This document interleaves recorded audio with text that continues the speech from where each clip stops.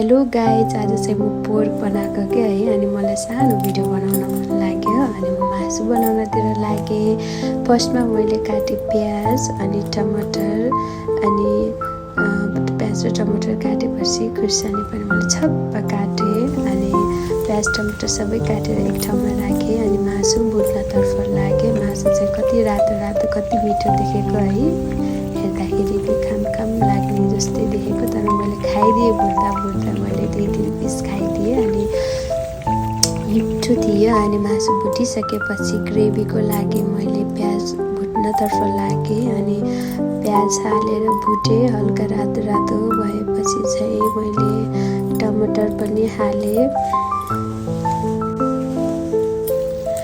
अनि मैले टमाटर पनि हालिसकेपछि लसुन थिचेँ, त्यस पारेँ अनि लसुन एड गरिदिएँ अनि सबै मसलाहरू पनि एड गरेर एकछिन चलाएँ। अनि खानासँग खाने हो नि त, अनि थोरै रस पनि हालेर अब मासु रेडी भइसक्यो। अनि भएपछि मैले सानो भाँडोमा सारेँ हालेँ अनि पछि कति मिठो भएको थियो क्या।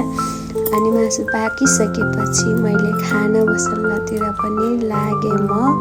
अनि फर्स्टमा चाहिँ खाना मसलालाई म चामल निकालेँ अनि निकालेपछि चाहिँ धोएँ अनि अलि 2-3 ताल धुनुपर्छ नि त चामललाई चाहिँ।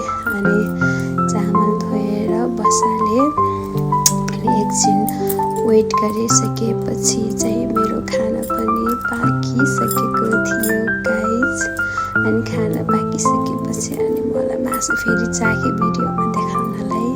बाई बाई गाइज, अर्को भिडियोमा भेटौँ ल।